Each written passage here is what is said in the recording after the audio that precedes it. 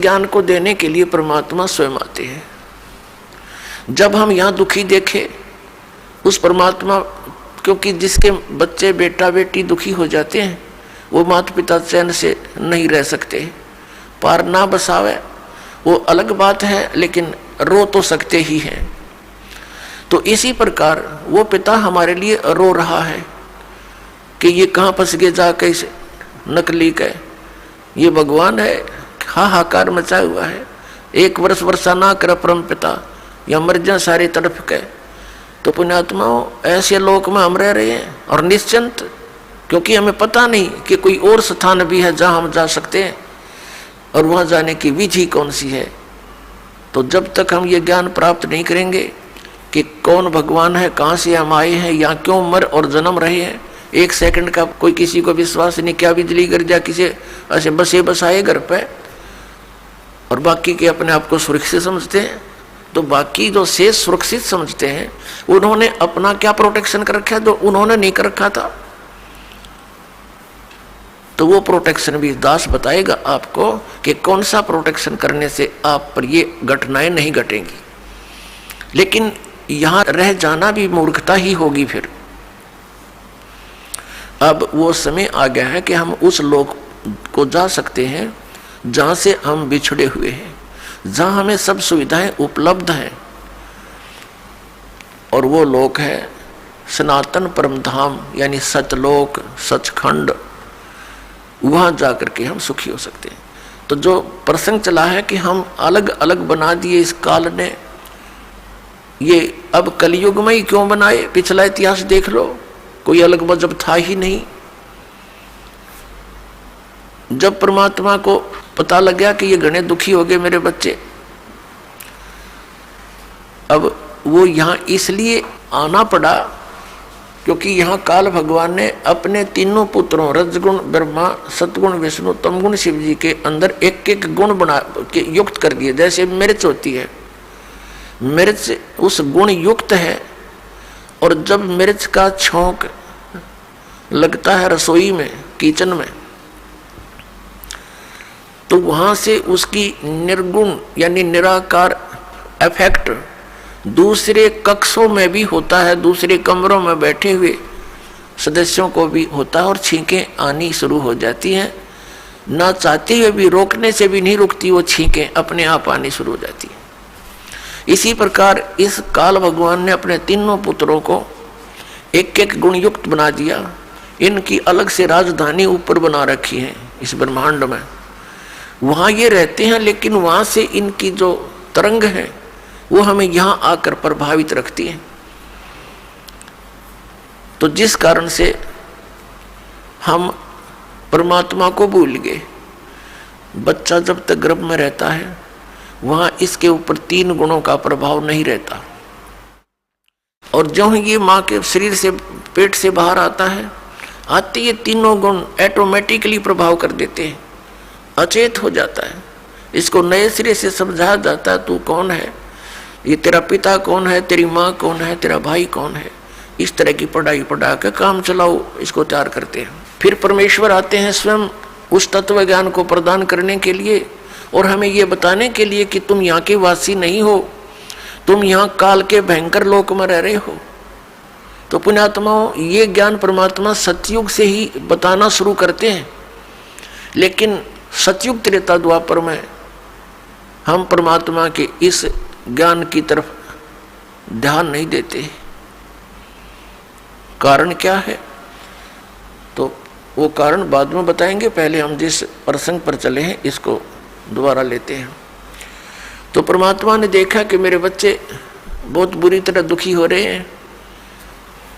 यहाँ रजगुण के प्रभाव से हम, श्री ब्रह्मा जी रजोगुण के कारण हम संतानों उत्पत्ति करते हैं, विवश हैं, जीव के बस की बात नहीं, चाहे कितनी बात बनावे। इसके आगे खुद शंकर भगवान भी फेल हो गए, जो भगवान की संज्ञा में हम लिया करते थे। ये बाई फोर्स सब क्रियाएं हमसे करवा रहा है। फिर एक दूसरे में मोह ममता, भाई बहन, पति पत्नी में, माता पिता के अंदर, संपत्ति में, ये मोह जो उत्पन्न होता है, ये एक ऐसा अनविजिबल रोप है, ये अदृश्य रस्से बांध रखे हमारे, ये जीव के बस का नहीं से दूर हो जावे। इसको सतीथी बोलते हैं। और तमोगुण से अपरिचित हो, जरा सी बात पर झगड़ा हो जा, लट्ठम लट्ठा गोली चल जा, ना जाने कितने आदमी मर जा। और ये संहार करने में की सेवा इसको दे ही रखी अपने पुत्र को, काल भगवान ने शिव को, तमोगुण शिव को। तो पुण्यात्माओं परमात्मा जब वहां आए, उन्होंने देखा कि मेरे बच्चे बहुत बुरा हाल हो रहा है। और ऊपर से इसने क्या बना रखा है कि इसको एक श्राप लगा हुआ है। इसको, ब्रह्म को। इसने सतलोक में एक गलती की थी। इस दुर्गा को, जिसको देवी कहते हैं, आदि माया भी कहते हैं, इसने बदतमीजी की थी इसके साथ। और इसने, दुर्गा ने काल भगवान के पेट में ये चली गई थी सूक्ष्म रूप बना के। इसने इसके साथ बदतमीजी की थी, इसके साथ बलात्कार करने की कुचेष्टा की थी। और बार बार समझाने से भी नहीं माना था। तो अपनी इज्जत की रक्षा के लिए देवी ने इसके पेट में शरण ली थी और वहाँ से फिर पुकार की थी। एक लंबी कहानी है, सृष्टि रचना में बताएंगे, लेकिन हम आज का सत्संग उद्देश्य कुछ और है, इसलिए इसको लंबी कथा ना बनाएंगे। तो वहाँ इसको श्राप लग गया था। परमात्मा ने उस दुर्गा को इसके पेट से निकाला था और फिर इसने उसको अपनी पत्नी के रूप में स्वीकार किया था। उससे यहाँ ये सब काल की व्यवस्था प्रारंभ हुई। 3 पुत्र उत्पन्न हुए सबसे पहले। इन दोनों के संयोग से, दुर्गा और इस ब्रह्म, काल रूपी ब्रह्म से, रजगुण युक्त ब्रह्मा, सतगुण युक्त विष्णु, तमगुण युक्त शिव। जब हम यहाँ पर दुखी बहुत हो गए, हाहाकार मच गई, इसको एक श्राप लगा हुआ है कि 1 लाख मानव शरीरधारी प्राणियों को नित आहार करेगा और 1.25 लाख की उत्पत्ति प्रतिदिन करेगा। जिस कारण से इसने हम सबको मानव शरीर दिया है अपने खाने के लिए। हमसे संतान उत्पत्ति करवाता है बाई फोर्स और फिर स्वयं खाता है। और इसकी व्यवस्था इसके 3 पुत्र कर रहे हैं। इन ब्रह्मा विष्णु महेश जी को भी ये मालूम नहीं ये हो क्या रहा है। यदि इनको ये विश्वास हो जाए कि तुम्हारे कारण ये सब कुछ ये हो रहा है, तो ये भी सरेंडर कर देंगे। लेकिन इनको विश्वास नहीं हो पा रहा। परमात्मा ने आकर भी इनको समझाने की चेष्टा की थी, पर काल के दबाव से इन्होंने स्वीकार नहीं किया था। इसको मानव शरीर धारी प्राणियों के सूक्ष्म शरीर को तपस्या पर भून कर खाता है। ये उनको, यानी मनुष्य के पूरे जीवन में जो भी ये प्राणी खाता है, पीता है, व्यसन करता है, उसका सूक्ष्म अंश सूक्ष्म शरीर के अंदर लिप्त हो जाता है। फिर वो आसानी से नहीं निकलता। वो गंध, उसने एक व्यवस्था बना रखी है, एक तपस्या बना रखी है, कुकर। उस कुकर में डाल देता है और उनको तब तक उबालता है जब तक उनसे वो गंध ना निकल जा। जीव मरता नहीं, लेकिन वहाँ जब उबालता है बुरी तरह तड़पते हैं, बुरा हाल कर लेते हैं। और उसने टाइम फिक्स कर रखा, उसके बाद फिर वो अपने आप वहाँ से खोल देता है कुकर को। यानी उसकी शब्द शक्ति से वो कुकर खुलता और बंद होता है, यानी वो प्राणी उड़ जाते हैं आकाश में और उनसे निकले हुए गंध को ये आहार करता है। आप देखते हैं किसी भी समाज यानी धर्म को देखिएगा, मनुष्य का जो आहार है वो कितना उत्तम दे रखा है। यहाँ पर गेहूं है, चावल है, घी है, शक्कर है, बूरा है, दूध है, दही है, काजू, किस्मत, सेब, संतरे, मेवा है, फल है, कितने सुंदर। इन सब को त्याग के मांस खाना प्रारंभ कर देता है। इनको सबको त्याग के ये हुक्का बीड़ी बना लिए ठूठे, इनको पीता है। बताइए क्यों पीता है? क्योंकि ये काल मन रूप में सब में विद्वान हो गया और इसने ही ये सब क्रियाएं करवानी है ताकि इसका चटपटा आहार बने और जिससे इसका जो भोजन है वो स्वादिष्ट बन जावे। हमें वह भून कर खाता है, जीव मरता नहीं। अब यहां आपके मन में एक शंका उत्पन्न होगी कि भाई इसको श्राप दिया किसने? हमारे पिता ने, परम पिता ने, सतपुरुष ने, कबीर देव ने। तो फिर यहां भी शंका उत्पन्न होगी, क्योंकि अभी तक ये तत्व ज्ञान आपने सुना नहीं। बाकी जो ज्ञान आपने परंपरागत सुने हैं उनमें आपको कोई डाउट रहा नहीं, चाहे वो कैसे भी हों। और ये नया ज्ञान सुनते हैं तो ढेर सारी शंकाएं मन में उत्पन्न हो जाती हैं, स्वाभाविक है। अब आपके मन में ये आवेगा कि तो फिर भगवान ने इसको श्राप दे ही दिया, वो श्राप ही नहीं देना चाहिए था। पुण्यात्माओं, आप देखते हैं 84 लाख प्रकार की योनियां, कीटाणु, ये जीव जंतु, पशु पक्षी, इसने योनियां बना रखी हैं। यदि परमात्मा इसको ये श्राप नहीं देता तो ये मानव शरीर नहीं देता आपको, और मानव शरीर नहीं देता तो आप कभी भी स्वदेश नहीं जा सकते थे। अब मानव शरीर का इसलिए इसको श्राप देना पड़ा कि ये मनुष्य शरीर पाओगे तो इनको मैं अपने निज घर की जानकारी, खबर पहुंचा सकता हूं, और ये तो दुख पावेंगे क्योंकि इन्हें गलती कर दी, इस नालायक के साथ चले गए, कुत्ते बन के, गधे बन के, सुअर बन के, कैसी दुर्गति हमारी हो रही है। तो पुण्यात्माओं, परमात्मा का जो ये अध्यात्म ज्ञान है ये बिल्कुल सत्य है। इस सत्य में आपको अविश्वास ना होना चाहिए। अविश्वास की जो ना गुंजाइश दास छोड़ेगा नहीं। यदि आप धैर्य पूर्वक इन सत्संगों को, दास के वचनों को, जो गॉड गिवन है, परमात्मा के दिए हुए परम अक्षर ब्रह्म के, सत्य पुरुष के, वो आपको सुनाता हूँ। ये किसी डूम भाट के गीत दास नहीं सुनाता, उस परमात्मा का दिया हुआ ज्ञान आपके रूबरू और सभी सदग्रंथों से मेल करके आपके समक्ष प्रमाणित करता हूँ। और फिर आपको कुछ दिनों के बाद कति संशय नहीं रहेगी। प्रारंभ में तो संशय होती ही होती है, इन संशयों में ही आप सुनते ही रहिए इस ज्ञान को। इन्हीं से, इस सुनने से, इस सत्संग के सुनने से आपके संशय नाश हो जाएंगे, बिल्कुल संशय नहीं रहेगा। तो कहने का भाव ये दास का है कि पहले हमारा कोई मजहब नहीं था, अब ये इतने धर्म बन गए। पहले एक केवल मानव धर्म था, सभी वेदों में वर्णित विधि अनुसार साधनाएं करते थे, जैसा भी उनके गुरु लोग बताते थे। तो उसका कारण कहाँ से प्रारंभ हुआ?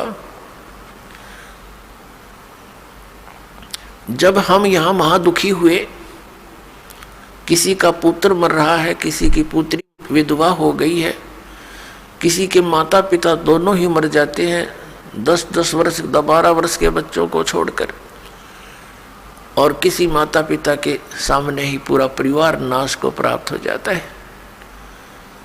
कहीं पर भूकंप आकर हजारों की संख्या में व्यक्ति मारे जाते हैं, आराम से सो रहे होते हैं, ना जाने के बिजली गिर जाती है, कहीं पर अचानक फ्लड आ जाती है, सब परिवार के सदस्य, कोई इधर मर रहा है, कोई इधर फिर रहा है, कोई कहीं पहुंच गया, और कितने प्यार से हम विश्राम कर रहे होते हैं।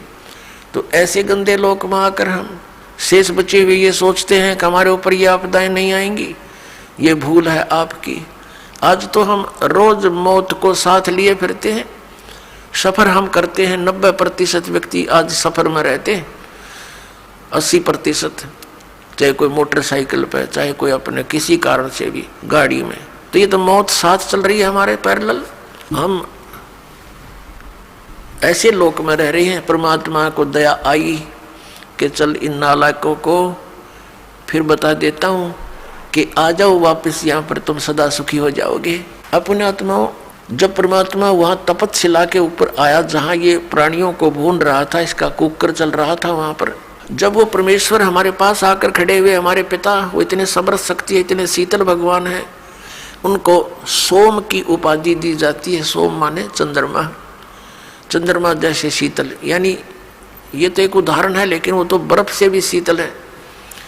तो कहने का भाव ये, जब हमारे पास आकर खड़े हुए, जब वो तपतशिला पर जल रहे थे 1 लाख प्राणी, उनमें ऋषि भी थे, मैं ऋषि भी थे, गुरु भी थे, शिष्य भी थे, आम जनता के व्यक्ति भी थे। परमात्मा के वहाँ उपस्थित होते ही उस तपत शिला यानी पत्थर की टुकड़ी को शिला बोलते हैं। एक तई के, बहुत बड़ी तई के समान है। बाकी सूक्ष्म शरीर जो होता है वो ज़्यादा बड़ा नहीं होता, अपने अंगूठे के साइज का रह जाता है, आकार ज्यों का त्यों रहता है। जिस भी शरीर से आप निकल कर गए हो, जब तक आपको दूसरे शरीर में नहीं डाल देता, नहीं आपका दूसरा शरीर नहीं मिलता, तब तक आपका वैसा ही शरीर रहेगा। चाहे आप पितर रूप में रहो, चाहे भूत रूप में रहो, या वैसे भटकते रहो कहीं पर, या स्वर्ग आदि में रहोगे। स्वर्ग के अंदर जाने के बाद फिर आपको नए सिरे से शरीर मिलता है, वहाँ अलग से शरीर फिर आपका बहुत लंबा चौड़ा और बड़ा बन जाता है। तो कहने का भाव ये है कि रहेगा आकार मनुष्य का ही। तो जब ये दूसरे शरीर में पशु पक्षी के में चला जाता है, तो फिर उस पशु वाला ही शरीर आपका रहेगा। जब उससे निकल जाएंगे तो नेक्स्ट में प्रवेश होगा तो उस जैसा ही हो जाएगा। फिर मनुष्य शरीर में आएगा तो मनुष्य जैसा ही, मनुष्य के अंदर जो आपका जीव आएगा उससे निकलेगा तो फिर भी वो मनुष्य जैसा ही रहेगा, ऐसा होता है। तो इसको ये बहुत थोड़े ही स्थान पर लाखों की संख्या में बैठ सकते हैं। एक शरीर में जैसे किसी बहन भाई में देखा, प्रेतों की पूरी मंडली की मंडली भी प्रवेश हो जाती है, वो सूक्ष्म शरीर होता है उनका। एक एक में 20-20, 30-30 प्रवेश हो जाते हैं। ये भूत यानी सूक्ष्म शरीर इतना छोटा ही होता है, ये बड़ा भी हो जाता है और घटता घटता इसको बहुत सूक्ष्म छोटा भी बन सकता है, ऐसा आ जाता है।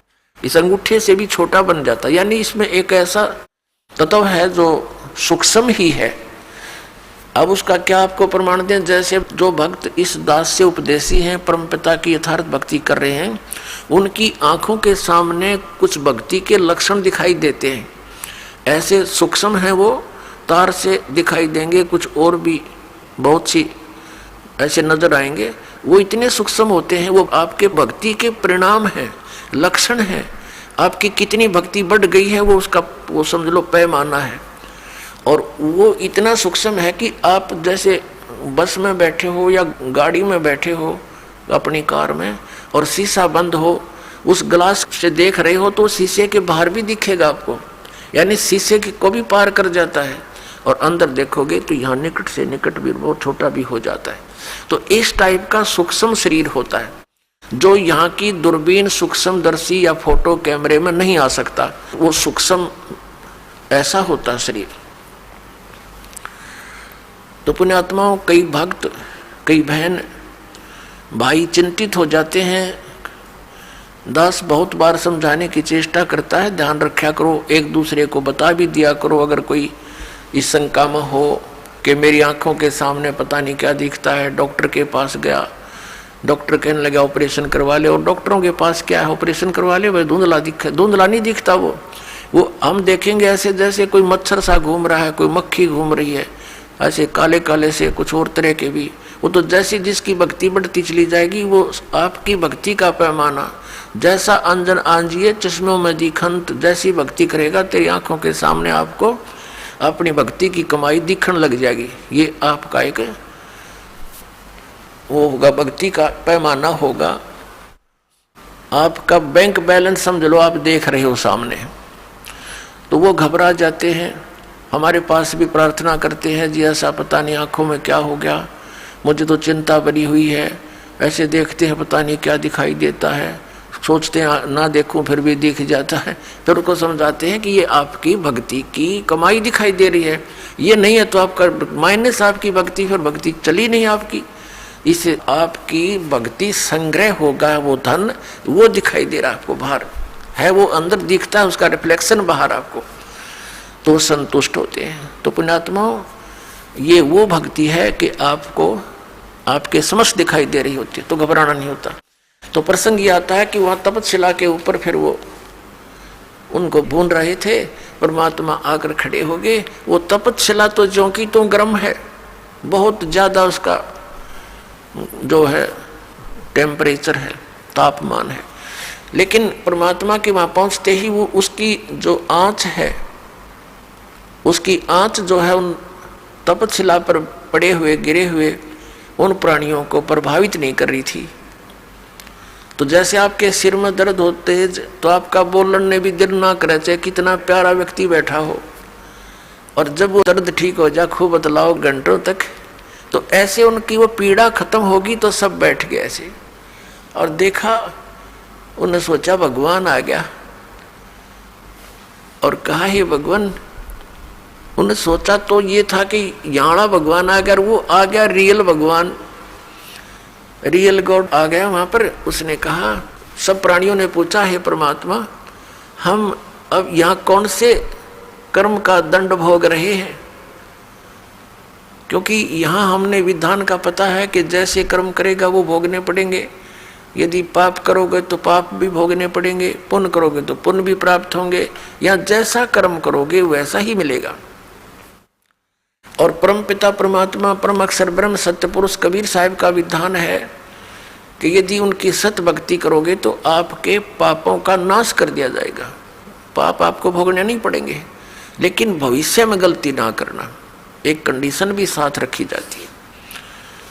तो वहां जब वो प्राणियों ने पूछा कि हे भगवान, हम कौन से कर्म का दंड भोग रहे हैं?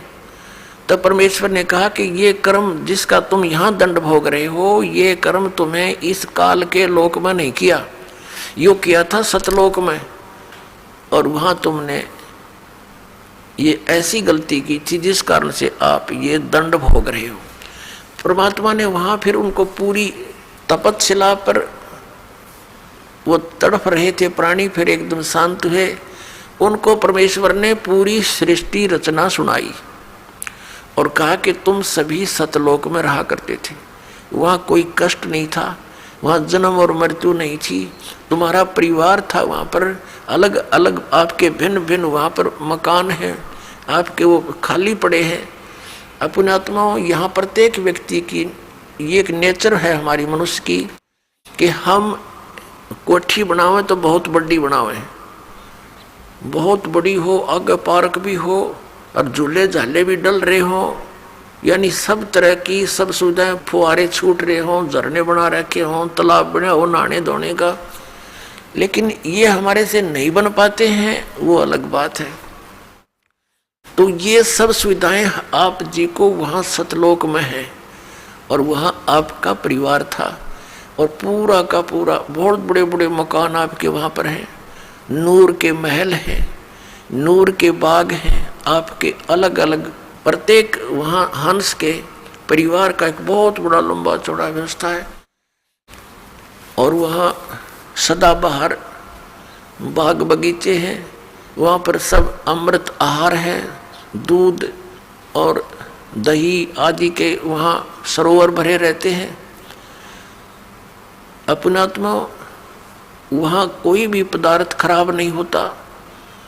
जैसे ये गंगा एक दरिया है अपने भारतवर्ष में, इसका जल कभी खराब नहीं होता। और आज तक वैज्ञानिक ये अपने आप में सोचे भगवान है नहीं, ये नहीं बता सके कि ये क्या कारण है। हिमालय से कितनी दरियाएं आ रही हैं, उसके जल को कितने दिन रखो आप खराब नहीं होता। ये एक सैंपल है उस सतलोक के पदार्थ का। ये सतलोक से आई है ये गंगा, और सतलोक से आई है ये निरंजन काल के लोक में, फिर आई है ब्रह्मांड में, जहाँ ये काल का एक टॉप, ब्रह्मांड के शिखर में टॉप में इसका अलग से एक गुप्त स्थान है। ये पहले वहाँ आकर गिरी, वहाँ इसने इसका बहुत बड़ा सरोवर था, वो 6 महीने में भरा। वहाँ से फिर आई विष्णु के लोक में, वहाँ का सरोवर भरा। उसके बाद फिर आई है शिव के लोक में, यहाँ जो इस काल का पुत्र है शिव, उस शिव के लोक का भी एक जटा कुंडली डैम है, एक बहुत बड़ा सरोवर है, वो 6 महीने में फुल हुआ वो भी। फिर वहाँ से फिर ये और फ्लो होकर वहाँ से चली, वहाँ से आ रही है। ये इसके आने का तरीका दूसरा है। जैसे समुद्र से यहाँ वर्षा जो होती है तो समुद्र का जल कैसे वहाँ से चलता है, वाष्प बनकर उठा, बादल का रूप धारण किया, करोड़ों टन जल ऊपर आकाश में बगैर किसी सपोर्ट के उसका रूप बदल दिया परमात्मा ने। बादल का रूप बन रहा है, करोड़ों टन वाटर है और आराम से आसमान में निरालंब है, और फिर आके बरसन लग गया। तो ऐसे ही ये वहाँ से सूक्ष्म रूप से गंगा वहां से शिव के लोक से गिरती है, वाष्प रूप धारण करती है। इसकी वाष्प का एक निर्बाध वे है, वो सीधा आकर के हिमालय के उस स्थान पर आकर बर्फ रूप में बन जाती है और वहां से मेल्ट होकर के वो कंटिन्यूस नीचे आ रही है। तो ये सैंपल है उस परमात्मा के सतलोक के पदार्थों का। वहां कभी यहाँ भी खराब ना होती से गंदे लोक में, वहां तो बड़ा स्वच्छ स्थल है। तो परमात्मा ने सारी सृष्टि रचना बताई कि पुत्रों बच्चों, तुमने एक भयंकर भूल करी थी। ये काल भगवान वहां तपस्या कर रहा था तो तुम उस पर आसक्त हो गए। और वो तपस्या कर रहा था कि मुझे अलग स्थान चाहिए। सत्ययुग तप इसने एक किया, उसके प्रतिफल में परमेश्वर सत्य पुरुष ने, कबीर साहिब जी ने इसको 21 ब्रह्मांड प्रदान कर दिए। तप से राज्य प्राप्त होता है। इसने फिर सत्ययुग तप किया। फिर परमात्मा ने पूछा कि तू क्या चाहता है। इसने कहा जी भगवान मुझे कुछ कंस्ट्रक्शन करने की सामग्री दे दो, मटेरियल दो। ये ब्रह्मांड 21 ब्रह्मांड तो ऐसे हैं जैसे खाली प्लाट पड़े हो। परमात्मा ने इसको 5 तत्व और 3 गुण प्रदान कर दिए कि ले तू अपना खेल ले, खिलौना तो है। इसने सोचा कि कंस्ट्रक्शन भी कर लूंगा, मकान बना लिया प्लाट में, फिर मैं अकेला इनमें करूंगा क्या, मेरे साथ कुछ प्राणी भी होने चाहिए। इसने फिर तप शुरू किया। तब इसने क्या मांगा कि भगवान मुझे कुछ जीव दे दो।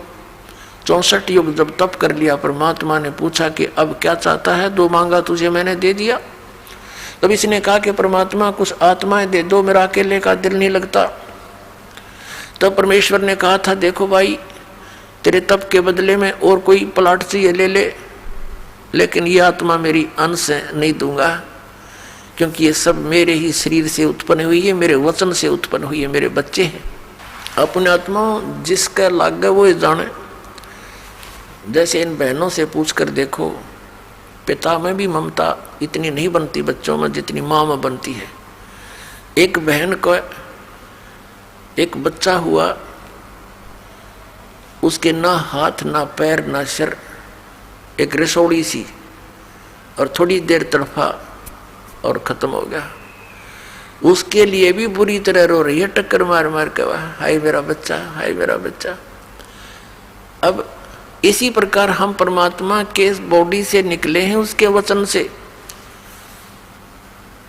और पुण्यात्माओं, जो ये लोग कहते हैं, कुछ दिग्भ्रष्ट व्यक्ति आचार्य पद प्राप्त करके, गुरु पद प्राप्त करके इन्होंने ठेका ले रखा है जनता को गुमराह करने का और शास्त्र विरुद्ध ज्ञान बताने का। ये कहते हैं जीव ही परमात्मा है और अस्तित्व है ही नहीं। अब जैसे ये साथ में उदाहरण भी लेते हैं तुलसीदास कृत रामायण की चौपाइयों का। गोस्वामी तुलसीदास जी ने भी कहा है कि ईश्वर अंश जीव अविनाशी। ईश्वर का अंश है ये जीव, लेकिन ये है अविनाशी। अब अविनाशी की रचना अविनाशी ही होती है। तो परमात्मा का अंश है ये जीव, उसने अपने वचन से सभी आत्माओं को रचा था। तो कितनी ममता है उस परमात्मा की आपके अंदर। आप तो समझ नहीं सकते इस बात को, क्योंकि आपने यो ज्ञान कदे सुना ही नहीं। यदि सतलोक और सचखंड की महिमा सुनाने वाले ये नकली पंथ थे, ये राधा स्वामी और ये सच्चा सौदा वाले और ये जय गुरुदेव वाले और ये निरंकारी जनोद वाले, ये सारे नकली थे, न कख नहीं पता सतलोक और सचखंड का। ये काल प्रेरणा से काल ने पहले भेज दिए थे कि इतना रोड़े रड़ा दूं उस सतलोक और सचखंड के ज्ञान को कि कोई सच्चाई बताने वाला आवे सतलोक तय तो इनका पल्ला पड़ा ही नहीं, कुछ भी इनके गले उतरे नहीं। ये सारा सुनियोजित तरीके से इसी समय किया गया इस काल ने। ये दास ये इसका कंसेप्ट क्लियर करना चाहता है कि ये अब ये सारा अड़ंगा के ऊपर अड़ा दिया। कैसे अड़ गया? ये इतने पंथ बन गए और इतने श्रद्धालु उनके चिपक गए, कोई ज्ञान ना ध्यान उनका, क्योंकि ये काल प्रेरणा से और काल के प्रभाव से, मन काल है सबके अंदर, और ये काल मन के रिपोर्ट से चलता है, ये मन काल के रिमोट से। और तो ये सब फटाफट वहाँ भेज दिए, वो धक्के मारन ये हंगा जावा उड़े, और हम यहाँ पलका बिछाए बैठे हैं, सारी सुविधाएं देते हैं, यहाँ नौके ना वहाँ के दे रहा है, वहाँ से भर ली जोड़ी तुमने। कोई 20 वर्ष धक्के खा के, कोई 30 वर्ष धक्के खा के नास्तिक होने के कागार पे पहुंच गया मानो। तो परमात्मा ने कहा कि भाई ये मेरी आत्मा है, ये मैं नहीं दे सकता तेरे को किसी कीमत पर भी, ना तेरी किसी जपते ना तपते। फिर मालिक को पता था कि हम उस लोक में रहने योग्य नहीं रहे थे। क्यों नहीं रहे थे? क्योंकि जब ये तपस्या कर रहा था, ये एक पैर पे खड़ा था और हम इस पर आसक्त हो गए। ओह देख कितने दिन हो गए इसको यहाँ खड़े रहे, ओह, यानी हमारी इसके अंदर एक कसक बन गई, ये एक बुराई हमारे घर कर गई। हमने अपने पिता से, अपने मालिक से हृदय हटा दिया और इसके अंदर जोड़ दिया। वो अंतर्यामी है, सब जानते थे, वो ये भी जानते थे कि अब ये मरेंगे, इनकी बिरान मट्टी हो जाएगी जब वहां चले गए। तो उन्होंने, परमेश्वर ने हमें सतर्क किया बार बार आकाशवाणी करके, कहा कि भाई आप मस्त रहो, किसी की क्रिया को मत देखा करो, जो जैसा कर रहा है उसको वैसा ही फल मिल जाएगा। मत देखो इसके इस ड्रामेबाजी को। हम ऊपर से तो सावधान हो गए, अंदर से कसक नहीं गई, और इतनी प्रबल कसक होगी कि हम एक बंधन में बंध गए इसके साथ, ममता से, मोह से। परमात्मा अंतर्यामी है, वो जान गए कि ये गए काम तय। तो फिर परमात्मा ने कहा कि भी एक बात सुन। अब परमेश्वर ने यह भी सोचा कि जहां अगर ये रहेंगे तो औरों को भी खराब करेंगे, इसके साथ जाने में ही यहाँ का हित है। जैसे पुण्यात्माओं, एक सेब विक्रेता है, सेब, और उसको कितनी प्यारी है वह सेब, एक सेब मानो 10 रुपए की होती है, और उन टोकरे में सेब के ढेर में एक सेब भी उसको खराब नजर आती है, तुरंत निकाल कर बाहर फेंक देता कूड़े में, कहीं नौरा ने भी फेंक खराब करेगी। वो उसका शत्रु नहीं, लेकिन उसको पता है कि और घना नाश कर देगी या मेरा एक इसके ऊपर चिपक लालच करता रहा तो वो देर नहीं करता, उसको निकाल कर तुरंत बाहर कूड़े में फेंक देता, फिर उसको सूअर खाते हैं।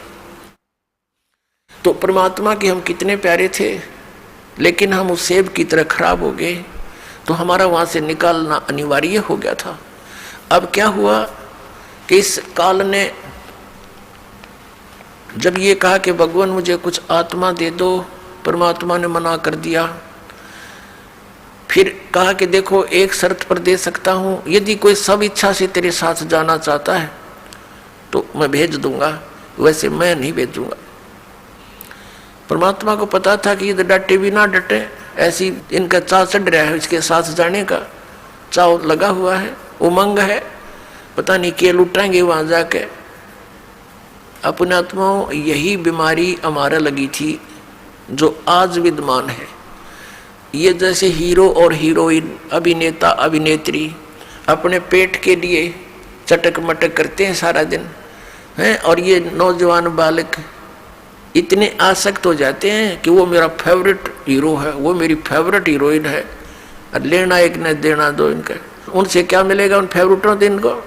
अब जैसे यहाँ बरवाला में आ जाए कोई हीरोइन या हीरो हैं, ये फिल्मी नेता अभिनेता, ये देखो नौजवान बच्चों को जिसने भी पता चलेगा वही रोटी खाता होगा, रोटी खाता छोड़ दे मैंने खाना, और फट दे भाग लेगा अपना व्हीकल या जो भी साधन उपलब्ध है, और वहाँ देखेगा 1 किलोमीटर दूर खड़े न मंच के ऊपर, और नो देखे जाएंगे वो खड़ा वो खड़ी, सारा दिन धक्के खा के वापस आ जा, कह दिया उस खड़े खड़ी ने तुम्हारे को।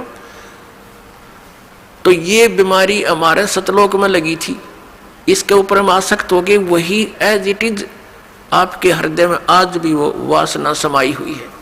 और इस काल ने वहां दुर्गा के साथ अकेली लड़की देखकर इसने उसके साथ बलात्कार करने की चेष्टा की थी, तो ये मन रूप में सब में विद्यमान हो गया।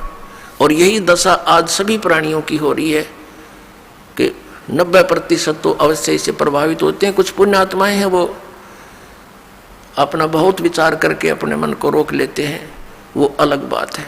तो कहने का भाव ये कि जो ये बुराइयां हमारे घर की इस काल के कारण और जो वो ड्रामा हमने देखा उसके कारण हम इतने आसक्त हो गए। अपने आत्माओं, जब काल को कहा भगवान ने कि भाई जा तू इनसे पूछ ले, जो तेरे साथ जाना चाहते हैं सब इच्छा से मैं भेज दूंगा। ये सृष्टि रचना सुना रहे परमात्मा दास, सिर्फ एक सिंपल सी सुना रहा। आज का जो विषय है कि ये मजहब क्यों बन गए और ये नकली पंथ क्यों चल गए, ये पहले ना चले, इस विषय को, इस कंसेप्ट को क्लियर करने के लिए अभी तो भूमिका बनाई जा रही है। ये सृष्टि रचना दास कंप्लीट नहीं सुना पा रहा है क्योंकि समय के अभाव से। तो अब बात यह है कि वो ये जो काल भगवान है, ब्रह्म सरपुरुष, ये हमारे पास आया और कहा कि पिताजी से मैंने तपस्या करके ऐसे ऐसे 21 ब्रह्मांड लिए हैं और 5 तत्व और 3 गुण प्राप्त कर लिए हैं, इनके द्वारा वहाँ ऐसे बनाऊंगा, ऐसे बनाऊंगा, स्वतंत्र रहा करेंगे वहाँ पर। हम तो पहले ही तैयारी थे, हमने सब ने कहा कि देखो हम आपके साथ चलने को तैयार हैं, लेकिन पिताजी की आज्ञा मिल जाए तो चल सकते हैं। तो उसने आकर के परमात्मा से बताया कि हे प्रभु, कुछ आत्माएं मेरे साथ जाने को तैयार हैं, आपकी आज्ञा चाहते हैं। परमेश्वर कहने लगा मेरे साथ चल, मेरे सामने हाँ भरवा दे, मेरे सामने उनकी सहमति करवा दे, तब मैं भेजूंगा। परमात्मा और ये काल, ये ब्रह्म सरपुरुष, ये वहां आया। परमेश्वर ने पूछा भी जो भी इसके साथ जाना चाहते हैं हाथ खड़ा करो, स्वीकृति दो अपनी। अब परमात्मा के सामने सब लज्जित हो गए कि अपने मालिक के सामने कैसे कहें हम इसके साथ जाएंगे। नीचे गर्दन कर ली, सन्नाटा सा छा गया। तो परमेश्वर ने कहा कि देख भाई, तू तो कह रहा था तेरे साथ कुछ जाने को तैयार है, कोई बोल नहीं रहा, क्या तू झूठ बोल रहा था? तो उसी समय एक आत्मा खड़ी हुई और उसने खड़ा होकर कहा कि पिताजी मैं जाना चाहता हूं इसके साथ। अब उसके खड़ा होते फिर हमने सोचा कहीं ये अकेला लूट ले सारा कुछ, हम रह गए पीछे। तो हमने भी दोनों हाथ खड़े कर दिए, हम भी। जैसे क्लास में बच्चे होते हैं ना, एक टीचर प्रश्न पूछता है तो डरता डरता पहले 1-2 हाथ खड़ा करा कर, फिर सोचे कदे हमने पिटाई हो जा, हम भी करते। किसी ने कुछ नहीं आता वो भी हाथ खड़ा कर दिया करें।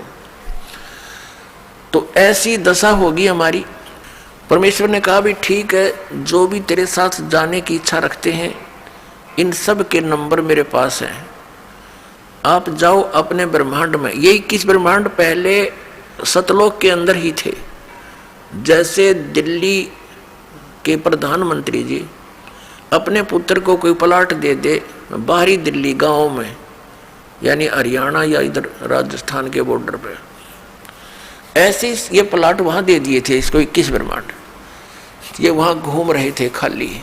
तब परमात्मा ने कहा ठीक है भाई, तू जा अपने प्लाटों में, मैं भेजूंगा इनको, अपने हिसाब से भेजूंगा, ऐसे नहीं, मेरा विधि अलग होगी तेरे साथ भेजने। तो उन सभी आत्माओं को जो वहां पर नर आकार थे, सूक्ष्म बीज रूप बना दिया। परमात्मा जो चाहे सो कर ही। पुण्यात्माओं, अभी तक हम खासकर इस कलयुग के इस थोड़े से दौर में भगवान के अध्यात्म मार्ग से कोसों दूर हो चुके हैं। यदि कोई भगवान की लीला सुनाता है, हमें अटपटी सी लगती है, हम उसको स्वीकार करने को तैयार नहीं होते। हमारे स्वीकार ना करने से भगवान की महिमा या वो लीलाएं झूठी नहीं हो सकती। जैसे जब हम छोटे छोटे थे उस समय क्या देखा करते थे, ऐसे तगड़े तगड़े बूढ़े बुजुर्ग, और उनके विषय में बताया करते थे ये 5 मन 40 किलो का 1 मन होता है, यानी 200 किलोग्राम वजन को सिर पे रखकर, और लकड़ी की सीढ़ियाँ, खड़ी सीढ़ियाँ होती थी, खड़ी लकड़ की, एक तो पौड़ी होती हैं ऐसे जो वो खड़ी पौड़ी होती थी, और छत पर मिट्टी डालते होते थे, कच्ची मिट्टी छत देते थे नए मकान में। कहते हैं ये 200 किलो वजन को उसके बड़े बड़े टोकरे होते थे, झाले बोला करते उनको, उसको भरकर इसके सिर पर रख देते थे इनके, और ये ऊपर चढ़ के और वहां डालाते थे। अब ये बात और 100 साल के बाद अगर कोई कहेगा ना, उसने मूर्ख बताया करेंगे, राम आँखों देख रखे। क्योंकि और 100 साल में तो देख लो, अब कोई 10-50 किलो वजन ठानी आदमी नहीं रह रहा, और आने वाले 100 साल में तो इतनी प्योद रह जाएगी, और 10-12 किलो ठानिया व्यक्ति नहीं पाओगा, ऐसी स्थिति आ जाएगी इस प्राणी की। इतना घट गया हमारे सतर, प्रदूषण के कारण शरीर की शक्ति लॉस होती जा रही है। और इससे और पीछे जाए तो और तगड़े तगड़े व्यक्ति थे, भीमर की कथा हम सुने तो कोना सिर गले उतरती, और वो सच्ची थी सारी। ये तो ही एक बल के आधार से, एक आध्यात्मिक बल अलग होता है। अगस्त ऋषि जी ने 7 समुद्रों को एक ही घूंट में ऐसे चुलू उठाई थी और ऐसे पी लिया था, खाली हो गया था ये बिल्कुल। इसमें ये मगरमच्छ तड़पते दिखाई दे थे, और फिर प्रार्थना की गई, हे ऋषि जी ये तो सब बुरा हाल हो जाएगा, यहाँ का बैलेंस बिगड़ जाएगा, आप भी नहीं रहोगे क्योंकि पृथ्वी पर वर्षा का अभाव हो जाएगा, सब प्राणी मर जाएंगे। तो फिर उसने कहते उल्टा ही कुरला कर दिया, ये पूरे मर गए। तो ये कोई बड़ी बात नहीं है, और आप इस पे भी नहीं विश्वास कर पाओगे तो अध्यात्म मार्ग में नहीं चल सकते। इन कलियुगी ऋषि नकली गुरुओं ने, महर्षियों ने जो हमें भगवान की इन कथाओं से दूर कर दिया कि ये झूठी है, ऐसा नहीं हो सकता, द्रौपदी की साड़ी नहीं बढ़ सकती, ये इस तरह की बकवाद गढ़ दी, जबकि ये सारी सच्चाई है। परमात्मा जो चाहे वैसा कर दे, उसके एक वचन में सारे ब्रह्मांड उत्पन्न हो गए, तो वो क्या नहीं कर सकता। तो अध्यात्म मार्ग में पुण्यात्माओं अविश्वास नहीं चलता, और पहले हमारे पूर्वजों को अविश्वास नहीं था, और उस अविश्वास का और ब्लाइंड फेथ था उनका भगवान में और उन गुरुओं में, तो उन्होंने दुरुपयोग किया नकली ऋषि महर्षि गुरुओं ने, ये वर्तमान के कलयुग क्या ने, कि उनके ब्लाइंड फेथ को कि जो गुरुजी बोल रहे हैं वो सारी सच्ची होती हैं, हमने ब्लाइंड फेथ किया, और जो मार्ग उन्होंने बता दिया हमने ये सोचकर ग्रहण किया कि ये हमारे सदग्रंथों से ही पढ़कर सुनकर वहीं से इन्होंने ज्ञान दिया। तो इन्होंने सब मिसगाइड कर दिया, वो सब दंत कथा सुना दी, और भक्ति विधि शास्त्र अनुकूल ना रहने से हमें प्रभु परमात्मा से मिलने वाली सहायता बंद होगी। तो अब हम ये सोचते हैं कि ऐसा कभी हो ही नहीं रहा, हम सब कुछ कर रहे हैं। अब आप इस मार्ग पर लगोगे, जो दास आपको मंत्र देगा, आप सतभक्ति करोगे सच्ची नियत, फिर देखना आपके क्या होगा, फिर आपको विश्वास होने लग जाएगा कि परमात्मा सब कुछ कर सकता है। आपको देखो जैसी आपकी श्रद्धा और भक्ति बढ़ती चली जाएगी, उतना ही मालिक आपके निकट आओगा, और परमात्मा की पावर से तो कुछ भी हो सकता है। अब जैसे एक जैक होता है, जैक इतना को सब सारा लोहे का जुगाड़ सा, जिसने उसके फंक्शन का ना पता हो, और कोई ये कहे कि ये जैक 250-300 क्विंटल यानी 3-4 टन के ट्रक को इंक्लूडिंग उसके वजन, उसके वेट के, और वो इतना ऊंचा उठा दे 1 फुट, तो कैसे जच्चा किसी व्यक्ति का जच्चा, या जिसने उसका फंक्शन का ना पता हो, और उसने लगा के देखो 2-4 पे घुमा दे, इतना ऊंचा उठा दे, सारे के सारे ने चाहे बजरी का भरा हो सारा वो ट्रक, और ऊपर उठा दे वो। तो ऐसे परमात्मा की वो वर्ड पावर है, यानी उसकी शब्द शक्ति है, वो सारे ब्रह्मांडों को उठा के छोड़ दिया, और उस शब्द शक्ति से चल रहे हैं, घूम रहे हैं, अपनी अपनी क्रिया कर रहे हैं। वो जैक है परमात्मा का, ये समझो। तो इस मार्ग में आप जी को अब पुनः ब्लाइंड फेथ करना पड़ेगा, लेकिन ब्लाइंड फेथ करने से पहले आपने इस मार्ग को, जैसे दूध का जला हुआ फूंक मारता है लस्सी को, ऐसे ग्रहण करना, आंखें बंद करके ग्रहण नहीं करना, लेकिन इसको ग्रहण करके फिर आंखें बंद कर लेना। कहने का भाव यह है कि फिर अग्रम अग्रम ना करना, यू नाम लेने पीछे। इस दीक्षा लेने से पहले आप खूब ट्राई करो और खूब परीक्षण करो, सब जो दास बताता उसका प्रमाण देखो, और फिर आंखें बंद करके उपदेश ले लो, और फिर आंखें ही बंद रखना, यानी ब्लाइंड फेथ करना। पूर्ण विश्वास करना दास के एक एक शब्द पर, फिर आपकी भक्ति चलेगी। अब तो आप आते हो दूध के जले हुए और फिर यहां फूंक मारते हो लस्सी को भी, कोई बात नहीं, कुछ दिन के अंदर आपको अपने आप डिफरेंशिएट का पता लग जाएगा। और खूब ट्राई करो पहले, फिर बाद में अगन बगन करोगे तो भगवान का लाभ मिलना बंद हो जाएगा। दीक्षा लेने के बाद यदि आप दास के वचनों में अविश्वास करते हो, आपका नाम नहीं रहेगा। कह कबीर सुनो भी साधो, मैं तो हूं विश्वास में। अब उस परम पिता परमेश्वर परम पूज्य कबीर जी, जो एक जुलाहा जाति में, एक झोपड़ी में रहने वाला, एक धोती लंगोटी में रहने वाला, और उसको भगवान मानना बालकों का खेल है, लेकिन वो परमात्मा है और थे और रहेंगे, क्योंकि हम समझ नहीं सके। अब उसको कोई परमात्मा मान सकता है?